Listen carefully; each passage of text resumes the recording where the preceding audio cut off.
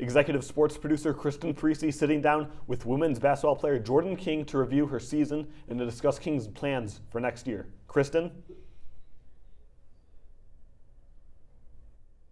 For having me. Of course. So, kind of just getting started. I mean, it was a season to remember, a lot of upset wins. You guys made it back to the NCAA tournament, even though it ended in a loss against South Florida. But how would you grade this overall season? Yeah, I mean, I think there's a lot to, like you said, look back at. A lot of historic wins for our program, which is really crazy to think about just, the history that this team, was able to accomplish and put into the record books here with Marquette. So I think it was a great season just with, I think, the way that we were able to do that. I think just, like any other season, a lot of up and down moments. Liza went out for a little bit, we lost Claire for a little bit. But I think overall, just the way that we were able to continue to respond, continue to fight back. I think even just getting back to the NCAA tournament was really amazing. And, obviously sucks to go out early and lose like that. But I think just the way that we were able to continue to fight throughout the season was really great. And like you said, with those big wins, it makes it even better. Yeah, it makes it even better. And it's like the question that's been looming, I know a lot of fans have been wondering, you do have the COVID year. I know you've kind of been in it, but what are you doing next year? What's happening? So I will be back next year. I kind of set myself up with the COVID year. Even last year, I was able to graduate early. And so then I've started my master's program, which is 2 years. And I think that, the COVID year was kind of a blessing in disguise with, my academics and kind of what I planned for my career and stuff like that. But I think also having this extra year is also just an amazing opportunity that the coaches have been able to give me. So was it just like a no-brainer, easy decision? Yeah, it definitely wasn't a hard decision for me. I mean, I love being here at Marquette. I love playing under Coach Duffy, and even the teammates and coaching staff, everyone that supports the program, from fans to administrators, anyone that touches Marquette basketball, I think is amazing, and it's a great atmosphere around here. And so just being able to have another year of that, I'm really looking forward to. And like I said, academically, kind of really set myself up for that opportunity as well. Yeah, I mean, it's just like so many other more opportunities for you next year, but kind of looking back this year, you got your 1,000 point milestone. So what did that mean to you when you had that such significant part in your career?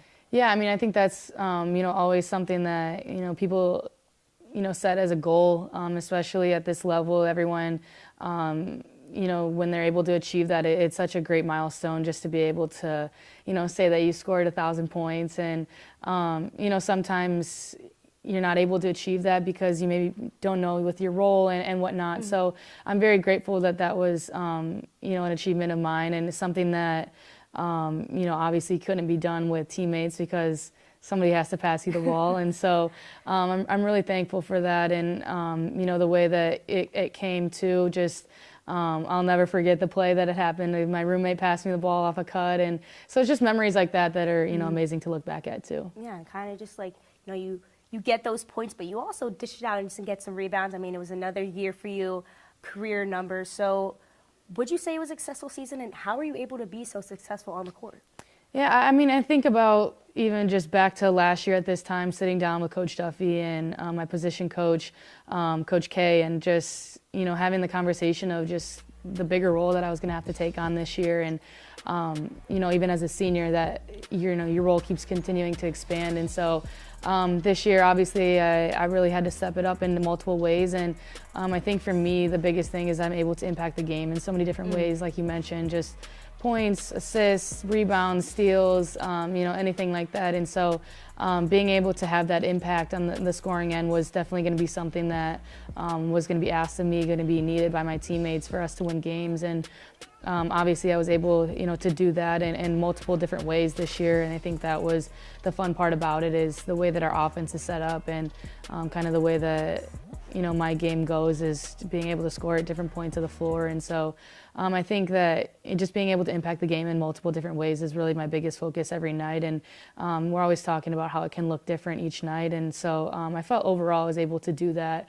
And it was a successful season too. So yeah, I mean, it was successful in a lot of different ways, but I mean, one of the biggest things I think Marquette fans will take away was that UConn win at home. First win in program history, beat them, knocked them off number 2 when they were ranked to number 2. So what went through your head at that final buzzer and when you all got together in the locker room? I mean, that's an unreal feeling. I can't even explain, just because UConn has just been such a successful program for years and years, and understanding that even they'd never lost two in a row, for so many years. So I think just looking back at that, at this point, you can remember a couple plays here and there. You're not ever going to be able to remember the full 40 minutes of the game, but I think you're going to be able to remember those locker room celebrations, even on court with all the coaches, and the hugs in the stands with your family and, friends and just Marquette fans in general. So really going to be able to take away, like you said, those memories in the locker room and how much fun it was, just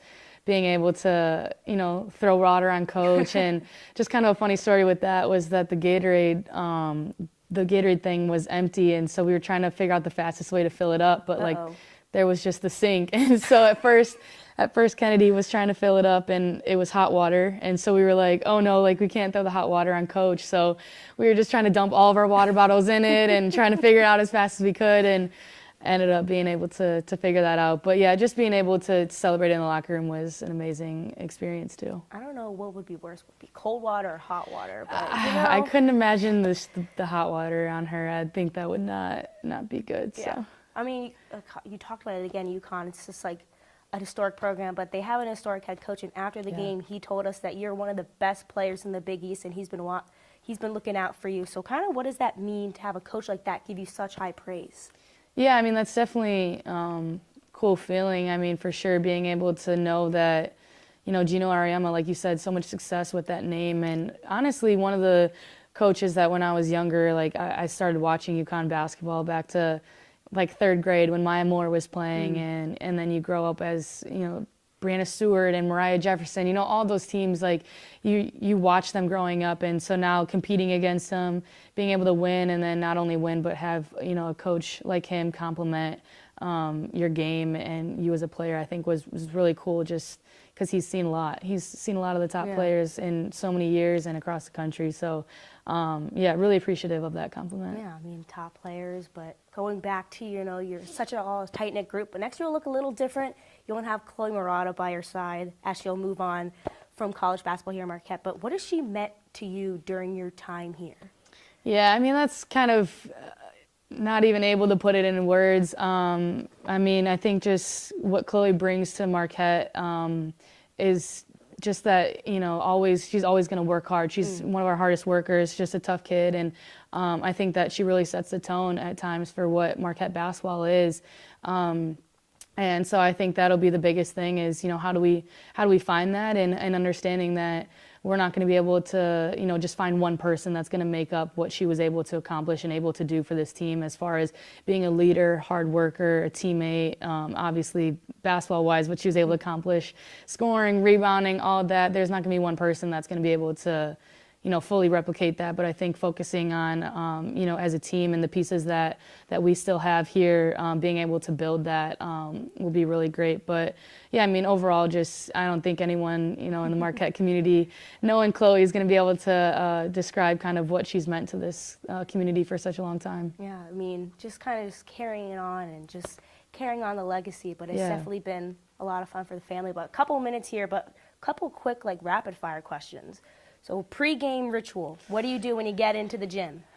Ooh, into the gym, I always start with some form shots right around the basket. I mean, I guess I don't really have a crazy pre-game ritual with in the locker room? And I know, I'm trying to think, there's an A Boogie song that I always listen to, so maybe that, but I mean, I don't really have any crazy things. I feel like if you keep it, too locked into the same thing every time, and your routine might get messed up, you're feeling some type of way. So try to stay away from superstitions and stuff like that. Yeah. Interesting. But okay, so the A Boogie song you play, you have the aux right before the team goes out. What are you playing? Yeah, I'm definitely playing that song. I mean, actually, it's kind of tough because I played it one time and only 2 people knew it, and I was pretty sad. So, gosh, I don't know. I feel like any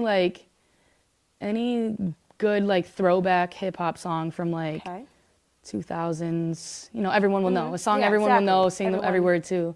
Can't really put a name on that song yet right now. Okay, a couple more. Favorite pair of Jordans you've gotten?